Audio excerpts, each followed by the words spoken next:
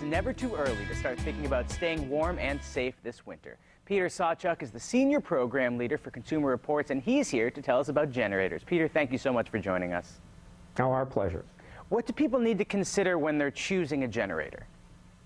Well, the first thing that you need to think about is what you're going to need to power with that generator.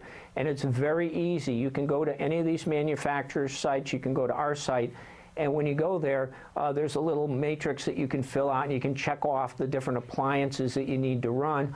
Many of them today, surprisingly, refrigerators, heating systems, don't require a whole lot of power, so you generally can get away with a 5,500 watt or a 7,500 watt portable if you want to do the minimum amount. But you need that first. Then your next decision is clearly, do you want to do a portable unit with all the logistics that go with it, or do you want to do a stationary, or what we call a whole home or permanent mount unit, which is definitely thousands of dollars more expensive, but it's more reliable because it works every time, and you don't have to worry about fuel. So those are the big decisions right up front. Peter, would you say if people had the money, maybe they go for that more expensive one? I am a big advocate and advise people strongly to think about the whole house permanent mount systems. You don't have to worry about sourcing fuel. They're pretty much maintenance free. That is, when the power goes out, they turn themselves on. So if you're away and you say you need your sump pump to operate, the generator will come on, the power will be on, and you'll be good. It's a more substantial investment to the tune of minimally $2,000 to $3,000 more, but the benefits are very great. Now, we hear these horror stories every year, you know, a bad situation that happens because of a generator. Let's talk generator safety. What do people at home need to know?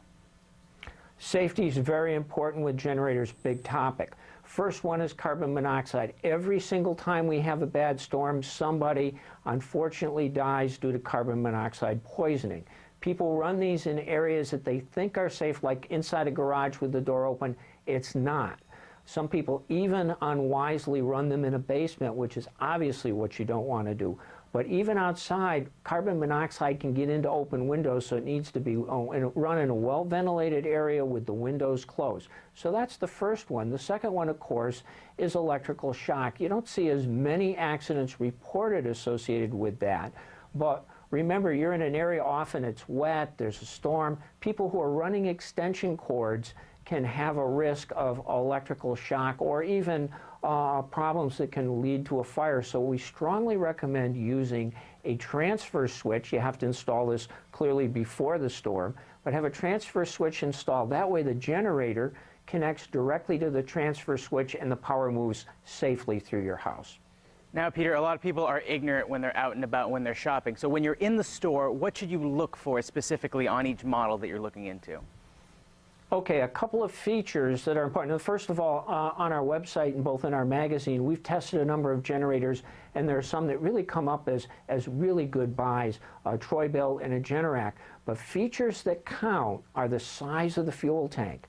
A lot of these only run for 4 hours with a small fuel tank. Think how often you're going to have to refuel that. So you need a large fuel tank.